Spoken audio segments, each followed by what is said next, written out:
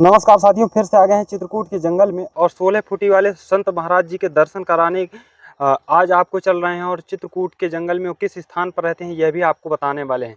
वह किन किन समस्याओं का समाधान करते हैं, कैसे वे इच्छा पूर्ति का वरदान देते हैं, यह सारी जानकारी आज की इस वीडियो में मिलेगी। कैसे आप उनके शिष्य बन सकते हैं, कैसे आप उनके आश्रम तक पहुँच सकते हैं, क्या उनका कोई मोबाइल नंबर है और कैसे वे 6 महीना अंदर गुफा में तपस्या करते हैं जो कि किसी को दिखाई नहीं देते हैं, अदृश्य रूप में तपस्या करते हैं। और कई सारे भक्त ऐसे हैं जो उनके पास अपनी संतान प्राप्ति के लिए वरदान लेने के लिए पहुंचते हैं। तो ऐसे संत के दर्शन कराने आज आ गए हैं चित्रकूट के जंगल में। तो चलिए उनके आश्रम तक चलते हैं और दिखाते हैं आपको कि कैसा है उनका रास्ता। इस प्रकार से चित्रकूट के जंगल में भटकते हुए जब आप जाएंगे तो एक ऐसा रास्ता दिखाई देगा जो उनकी गुफा तक ले जाएगा। वो पूरी रास्ते की वीडियो में भी हम आपको दिखाने वाले हैं। तो जैसे जैसे आप इस तरह के रास्तों में आगे बढ़ते हैं तो सब फिसलन बहुत ज़्यादा रहती है, क्योंकि यहाँ पर काफ़ी ज़्यादा देख सकते हैं कि आप ये जो चट्टानें हैं इसमें काफ़ी ज़्यादा काई लगी हुई है। तो इन चट्टानों पर आगे बढ़ने के लिए सबसे विशेष ध्यान रखना पड़ता है कि फिसलन बहुत रहती है। जो यहाँ के रास्ते हैं उन पर विशेष रूप से ध्यान देना पड़ता है कि कैसे आपको चलना है। तो चलिए चलते हैं और रास्तों को भी आपको दिखाते हैं। उसके पहले आपको दिखाता हूँ कि चित्रकूट के जंगल की जो प्राकृतिक छटा है वह कैसी है। कैसे आप इस पंपापुर आश्रम पर आएंगे और इस स्थान का जो पूरा नाम है यह पंपापुर आश्रम है। यहाँ पर इसी रास्ते से जैसे आप आगे बढ़ेंगे तो यहाँ पर कई ऐसे संत महात्मा निवास करते हैं जो सदियों से तपस्या कर रहे हैं। भगवान श्री राम जब 14 वर्ष वनवास के लिए आए थे तभी से वो यहाँ पर तपस्या कर रहे हैं, साधना कर रहे हैं, जो किसी को दिखाई नहीं देते हैं। और वो सिर्फ ऋषि मुनि की श्रेणी में आ गए हैं और वे सिर्फ संतों को दर्शन देते हैं, वो भी कभी कभी। तो क्योंकि ये जो 16 फीट वाले संत महात्मा हैं इन्होंने बताया कि वो हमें कभी कभी दर्शन देते हैं, जो ऋषि मुनि इस जंगल में 100 वर्ष से तपस्या कर रहे हैं। लेकिन वो जो बाबा हैं ये अपने आप को संत नहीं मानते हैं। वो ऐसा कहते हैं कि हम कोई संत नहीं हैं, हम कोई महात्मा नहीं। महात्मा तो वो हैं जो सदियों से तपस्या कर रहे हैं। तो उनके आपको आज दर्शन कराने वाले हैं। और यहाँ पर आने के लिए आपको, बरसात का भी मौसम चल रहा है, तो बरसात के मौसम में तो काफ़ी ज़्यादा यहाँ पर पानी बरसता रहता है और फिसलन बहुत ज़्यादा रहती है। तो आ रहे हैं तो विशेष रूप से ध्यान रखें कि यहाँ पर आने से पहले आप धीरे-धीरे रास्तों में चलें, कोई जल्दीबाजी ना करें।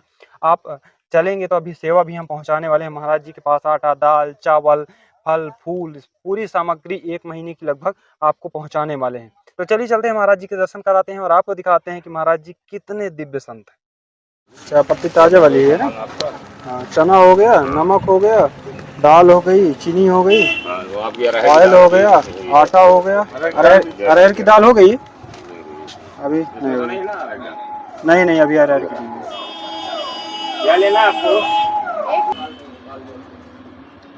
वो अंकल उस साइड। हाँ हाँ।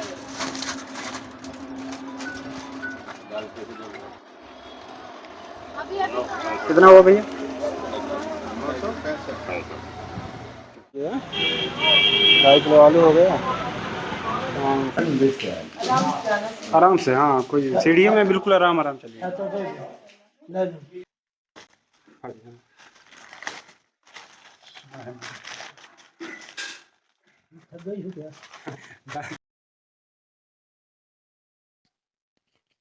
राजी, जब स्नान करते होंगे आप तो ये बहुत भारी रहता होगा। बांधे रहते हैं। अच्छा,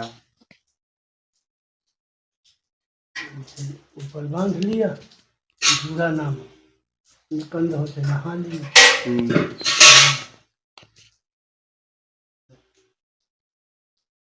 साल में एक बार धोते हैं। साल में एक बार धुलते हैं। आप देख सकते हैं साथियों, महाराज जी की जटाएं कितनी पुरानी हैं और कितनी लंबी हैं, और ये जटाएं कई सौ वर्षों से तपस्या करने के बाद ऐसी हो गई हैं। आप यहाँ आश्रम तक आना चाहते हैं तो आप नीचे कमेंट बॉक्स में और डिस्क्रिप्शन के माध्यम से लिंक में क्लिक करके आ सकते हैं। से शरीर हल्का होगा और दूसरी स्वास्थ्य सही रहेगा। खाना तो बंद कम ही कर दिया। खाना से शरीर टूटेगा। तो ये वजन कैसे कम होगा? ये वजन एक्सरसाइज से होगा। जब एक्सरसाइज करोगे, खाना तीनों वक्त खाएं। खाना तीनों टाइम खाओ।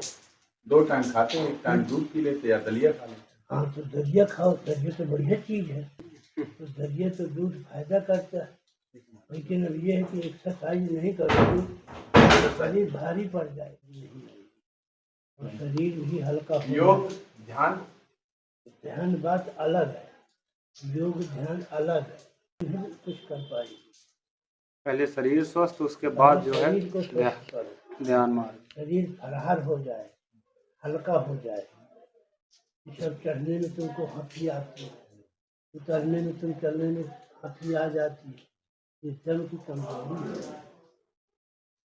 और यही कमजोरी धीरे धीरे जो है शरीर को तोड़ देती है।